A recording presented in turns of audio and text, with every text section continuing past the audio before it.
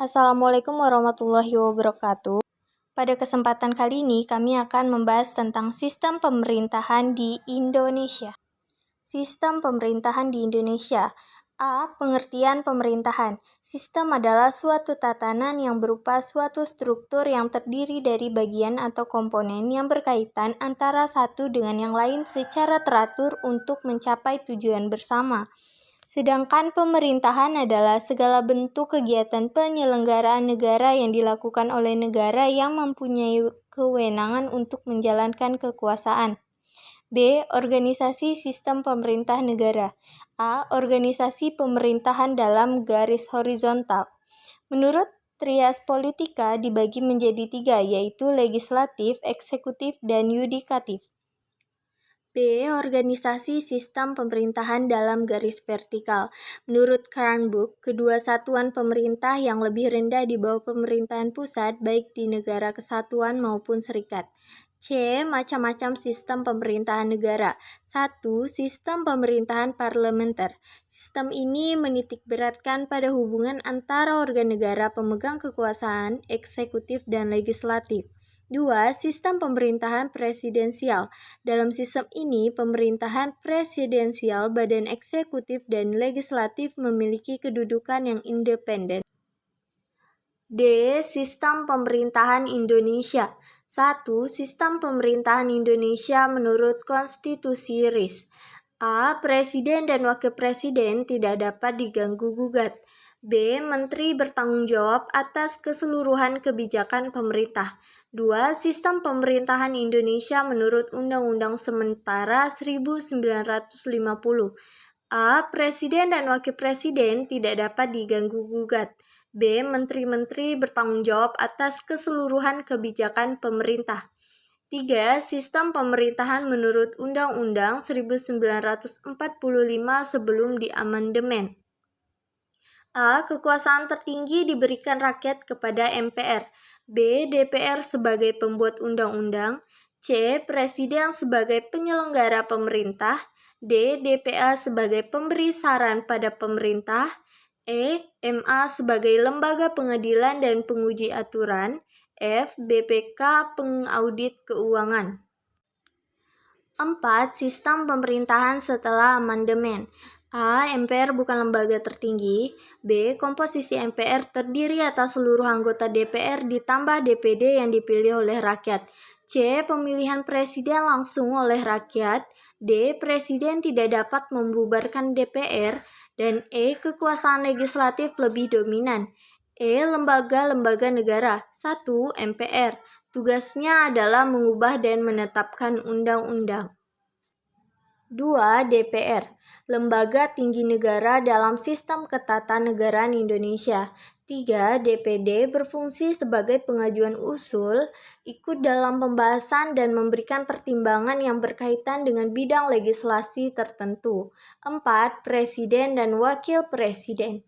Sebagai kepala pemerintahan seperti yang terdapat dalam Undang-Undang Dasar 1945 Pasal 4 Ayat 1, yaitu mengangkat menteri. 5. Badan Pemeriksaan Keuangan BPK memiliki wewenang untuk memeriksa pengelolaan dan tanggung jawab keuangan negara. 6. Mahkamah Agung merupakan pemegang kekuasaan kehakiman bersama Mahkamah Konstitusi dan bebas dari pengaruh cabang kekuasaan lainnya. 7. Komisi Yudisial dibentuk berdasarkan Undang-Undang Nomor 22 Tahun 2004 yang berfungsi untuk mengawasi perilaku hakim dan mengusulkan nama calon hakim agung. 8. Mahkamah Konstitusi sebagai cabang kekuasaan yudikatif yang mengadili perkara-perkara tertentu yang menjadi wewenangnya berdasarkan ketentuan dalam Undang-Undang Dasar 1945. 9. Bank Sentral.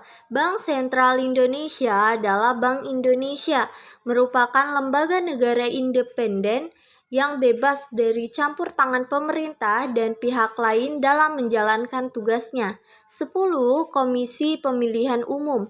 Lembaga ini berfungsi sebagai penyelenggaraan pemilihan umum yang bersifat nasional, tetap, dan mandiri. F. Sistem Pemerintahan Daerah Indonesia. Negara Kesatuan Republik Indonesia dibagi atas daerah-daerah provinsi, dan daerah provinsi dibagi lagi atas daerah kabupaten dan daerah kota. Setiap daerah provinsi, kabupaten, dan kota mempunyai pemerintahan daerah yang diatur dalam undang-undang. G. Sistem Pemilihan Umum di Indonesia. Pemilu di Indonesia pertama kali diadakan pada tahun 1995 adalah untuk memilih anggota legislatif yang sekarang disebut pemilu legislatif, untuk memilih anggota DPR, DPD, dan DPRD, baik provinsi, kabupaten, maupun kota. Sejak tahun 2004, pemilu dilakukan untuk memilih presiden dan wakil presiden. Dan beberapa tahun kemudian, pemilu juga untuk memilih gubernur, bupati, dan wakil wali kota. Dapat disimpulkan bahwa sistem pemerintahan negara menggambarkan adanya lembaga-lembaga yang bekerja dan berjalan saling berhubungan satu sama lain menuju tercapainya tujuan penyelenggaraan negara. Sistem pemerintahan negara terbagi dua, yaitu presidensial dan parlemen. Pembagian tersebut didasarkan pada hubungan antara kekuasaan eksekutif dan legislatif. Dalam sistem parlementer, badan eksekutif mendapat pengawasan langsung dari legislatif. Sebaliknya, apabila badan eksekutif berada di luar pengawasan legislatif, maka sistem pemerintahannya adalah presidensial. Dalam sistem pemerintahan republik, lembaga-lembaga negara itu berjalan sesuai dengan mekanisme demokratis. Sedangkan dalam sistem pemerintahan negara monarki, lembaga itu bekerja sesuai dengan prinsip-prinsip yang berbeda. Sekian yang dapat kami sampaikan. Wabillahi taufiq wal hidayah. Wassalamualaikum warahmatullahi wabarakatuh.